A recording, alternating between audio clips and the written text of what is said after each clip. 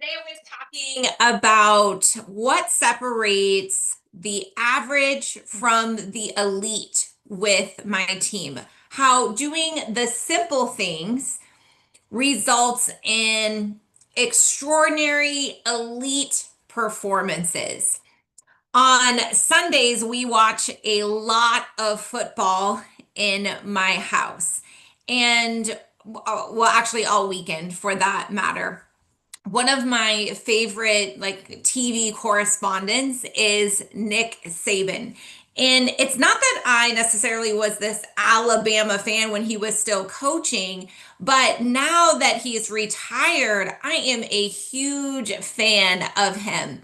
In listening to his philosophies, not only on the field, but in life. There's so much to learn from him. And one of the things that he is really famous for is requiring his elite, extraordinary athletes to do all the simple things right. There's so many videos of him hollering at his players for not tucking in their shirt tails, something so simple, right? But he said that if you can't hold yourself accountable to doing the little things like tucking in your shirt tails, how am I supposed to believe that you're going to show up when it really matters, when the game is really on the line?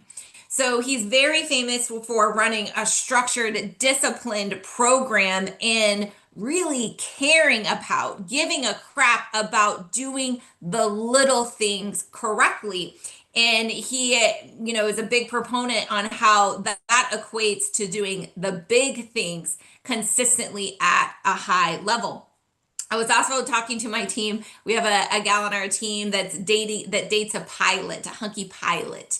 And I asked her, I said, what would happen if he was just 1 degree off, right, in aviation? Just 1 degree off course. What happens? And she's like, oh my gosh, like he'd probably have to report to the FFA, and he would be miles off course by just being off 1 degree.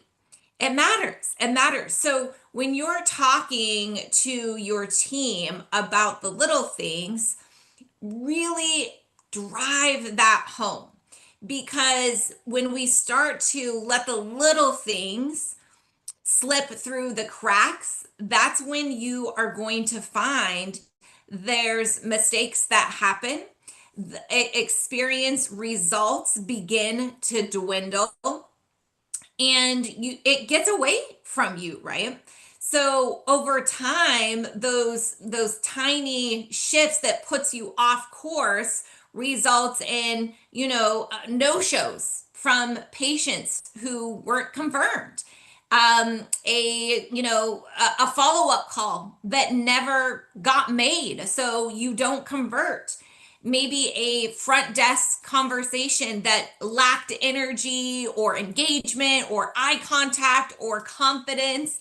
That front desk is the first and last experience that your patients have with you and your brand. And I can't tell you how many times that patients will decide if they ever come back because of that experience, that first and last experience with your front desk, no matter how great the provider is. So it all might seem like not that big a deal in the moment, but over time, it costs results, reputation, it costs trust. So, we talk a lot about, what does it mean to be a diamond girl?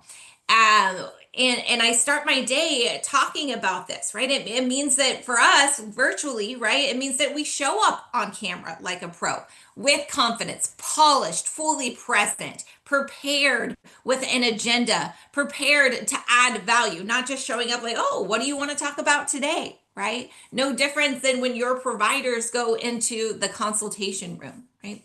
So also, it's doing what you say you're going to do always, right? No chasing, no reminders, no having to check back in and oh, don't forget. But if you say you're going to do something, then we got to do it. You got to bring the energy every single time, right? I always tell my team, I can coach you and teach you how to do X, Y, and Z, but it is not my responsibility to teach you or hold you accountable for bringing your energy when you show up, right? These aren't suggestions, guys.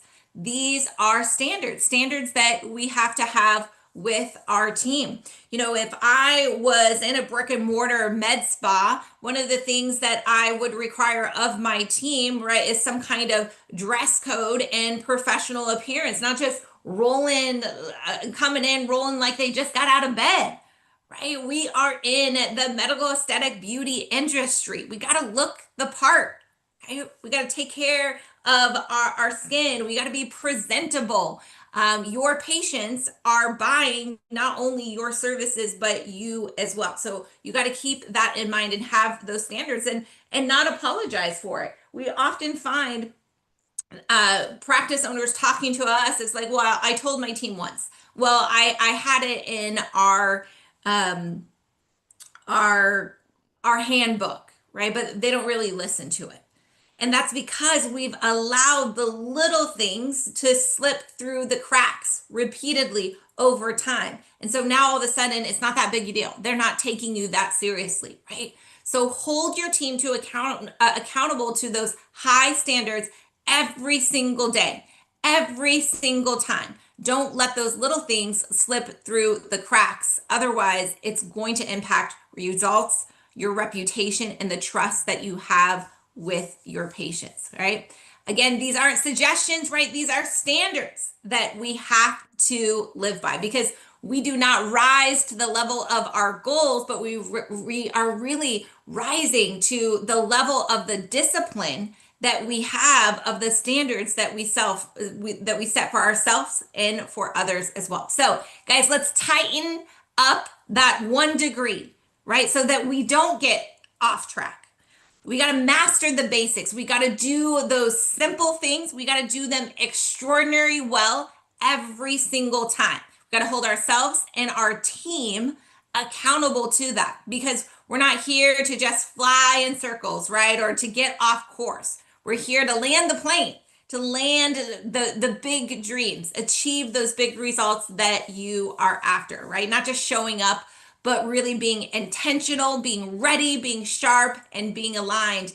And when we have that intentionality to the way that we show up and that we do our jobs, we live our lives every single day, every single task, every single time, right? You are going to achieve extraordinary things. You are going to be an elite practice. So I hope that message finds you well to start your week and do amazing things.